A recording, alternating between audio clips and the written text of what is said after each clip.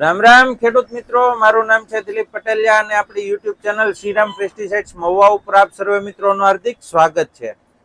તો આજના વિડીયોની અંદર આપણે માહિતી આપવાની છે કે જે ખેડૂત મિત્રોએ તલ, મગ, અડદ કે ઉનાળુ શાકભાજીનું વાવેતર કર્યું છે એમાં અત્યારે જીવાત નિયંત્રણનું. તો ખાસ કરીને ખેડૂત મિત્રો જેમણે અત્યારે ઉનાળાની મોસમની અંદર તલનું વાવેતર કર્યું હોય, મગ કર્યા હોય, અડદ કર્યા હોય કે શાકભાજીની અંદર ગુવાર કર્યા છે, ભીંડા, ચોળી, કારેલા, તુરિયા, દૂધી, આવું જે કોઈ પણ તમે શાકભાજીનું વાવેતર કર્યું હોય અને ઉગી અને 10, 15, 20 દિવસનું થયું હોય તો અત્યારે તમને એના અંદર મિક્સ બધા પ્રકારની જીવાતો જોવા મળતી હશે. એમાં ખાસ કરી અને સફેદ માખી અને મોલો મસીનો થોડો વધારે ઉપદ્રવ જોવા મળે છે. એના સિવાય લીલી પોપટી અને થ્રિપ્સ પણ જોવા મળે છે.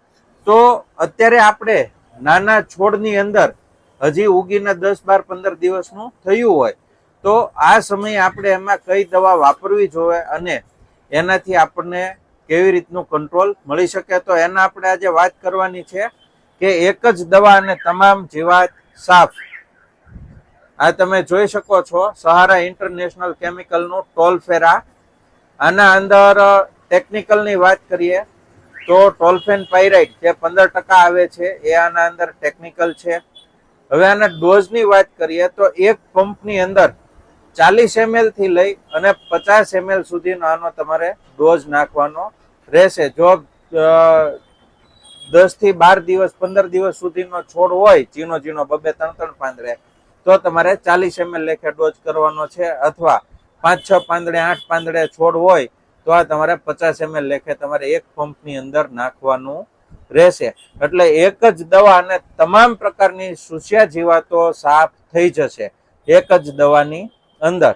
હવે પછી આપણે વાત કરીએ કે અત્યારે ગરમીની મોસમ શરૂ થઈ ગઈ છે, લૂ પડવાનું શરૂ થઈ ગયું છે.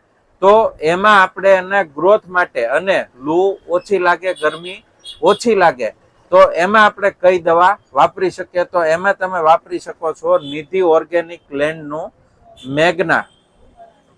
આ છે વર્ડેસિયા અમેરિકાની બનાવટ છે. આના માટેનો એક આખો સ્પેશિયલ વિડીયો આપણે આપણી યુટ્યુબ ચેનલ શ્રીરામ પેસ્ટિસાઇડ્સ ઉપર મૂકેલો છે. એના અંદર મેગ્ના વિશે આપણે ફૂલ ડિટેલની વાત કરેલી છે.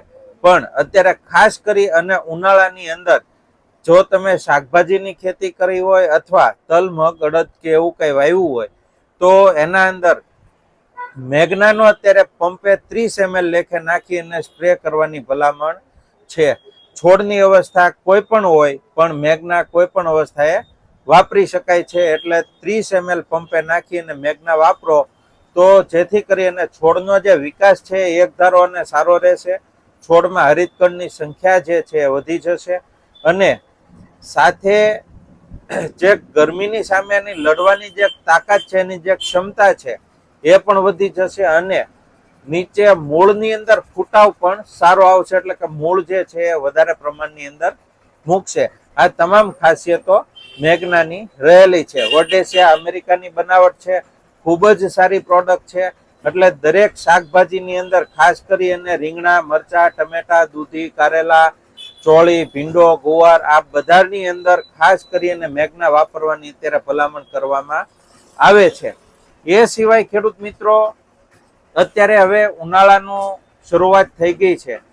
એટલે જો તમારે તાપમાન 35 ડિગ્રી પ્લસ જતું હોય તો અત્યારે હવે નવું આ તાપમાનની અંદર એટલે 35, 38 ડિગ્રી જેવું કે 40 ડિગ્રી સુધીના તાપમાન તમારે જતા હોય અથવા જઈ શકવાની શક્યતાઓ રહેલી હોય તો તમારે નવું વાવેતર કરવાની ભલામણ કરવામાં આવતી નથી.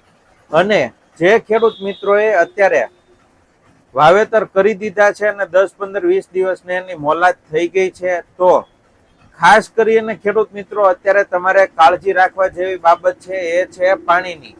એટલે કે સવારના 10 વાગ્યાથી લઈ અને રાત્રિના 10 વાગ્યા સુધી એટલે કે આ 12 કલાકના સમયગાળા દરમિયાન તમારે પાણી પાવાનું રહેશે નહીં.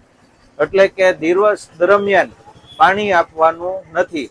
કારણ કે અતિશય ગરમી પડતી હોવાથી જમીન ગરમ થઈ જાય છે અને ગરમ જમીનની અંદર જ્યારે આપણે પાણી એને આપતા હોઈએ તો મૂળ જે છે એ બફાઈ જતા હોય છે અને અંતે છોડ જે છે એ કરમાઈને સુકાઈ જતો હોય અથવા ઊભો સુકારો લાગી જતો હોય છે. તો આ જે વધારે પડતું તાપમાન છે એના અંદર ખાસ કાળજી તમારે પાણી પાવાની લેવાની છે. શક્ય હોય ત્યાં સુધી રાત્રિના સમય દરમિયાન પાણી પાવાનું તમારે રાખવું અથવા વહેલી સવારે પાણી પાવાનું રાખવું કે જેથી કરીને જમીન જ્યારે ઠંડી હોય તો તમે પાણી આપો તો એને કોઈ પ્રોબ્લેમ આવે નહીં અને છોડને પાણી પણ વ્યવસ્થિત મળી રહે અને સારામાં સારું તમે ઉત્પાદન લઈ શકો. તો આજે મેં તમને ખેતી વિશે સારી એવી કૃષિ માહિતી આપી છે. જો તમને મારી માહિતી ગમી હોય તો વિડીયોને એક લાઈક કરી દેજો અને ખાસ કરી અને તમે જો હજી નવા છો અને આપણી ચેનલને સબસ્ક્રાઇબ નથી કરી તો આપણી ચેનલને સબસ્ક્રાઇબ કરી લેવા નમ્ર વિનંતી છે કે જેથી કરી અને સારામાં સારી જ્યારે કૃષિ માહિતી હું મૂકતો હોઉં તો એ તાત્કાલિક તમારા સુધી પહોંચી જાય અને તમે તમારી ખેતીની અંદર એનો ઉપયોગ કરી શકો. એ સાથે જ મને રજા આપશો. જય જવાન જય કિસાન.